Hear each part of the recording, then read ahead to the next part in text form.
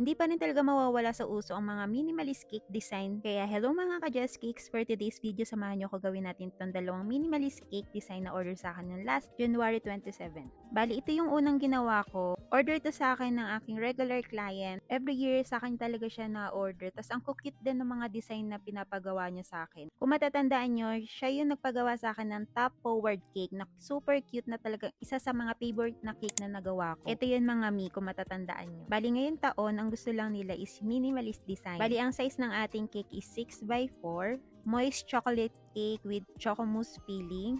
And for the frosting naman na gamit ko dito, walang iba kundi ang ACC whipping cream pa rin. Alam ko marami rin makaka-relate sa akin na kapwa ko home baker na minsan talaga kung alin pa yung minimalist design, yun pa talaga yung super hirap gawin. And minsan din dumadating din sa point na kahit gaano ka pa kasanay sa ginagawa mo, minsan talaga hindi mo siya magagawa ng maayos. And it's okay lang mga me. Dahil wala naman talagang taong perfect, 'di ba?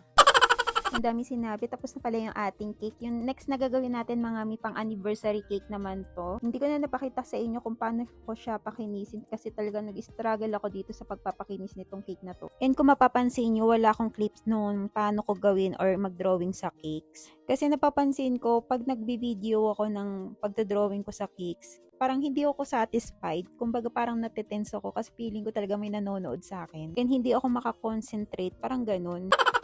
Dahil alam ko po sa sarili ko na hindi pa ako ganun kagaling. Eh, nasa stage pa rin po ako talaga na gusto ko pang matutok at ma-improve yung skills ko sa paggawa ng mga cakes. And ito na po yung final look ng ating mga cakes na ginawa. So cute, diba? Sana nagustuhan nyo rin yung video natin ngayon. And please like and share and follow na rin kayo sa ating page. Thank you for watching. Bye!